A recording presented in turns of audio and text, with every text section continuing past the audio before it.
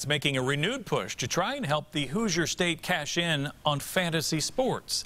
RTV6's Jason Fechner looked into the spike in interest in the multi-billion-dollar industry. All the best fantasy picks, entertainment, and strategy. It's become a third certainty in life: death, taxes, and the fact you'll see a commercial this weekend for DraftKings or FanDuel, the two largest fantasy sports sites.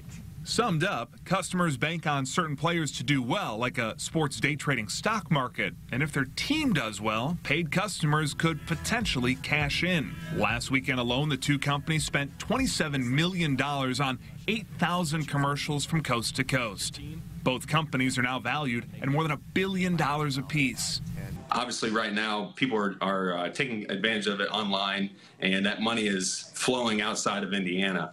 Republican State Rep Alan Morrison, who caught up with RTV6 from Terre Haute on Friday, is pushing a bill for a second time that seeks to let the state somehow cash in on the booming business. As we look at gaming throughout Indiana and how we're going to continue to further that business model, looking at maybe placing those types of daily fantasy services in our gaming facilities, I think is a good step for Indiana. Morrison says he gets the appeal. These sites are legal thanks to a 2006 loophole. More skill than sports gambling, they say.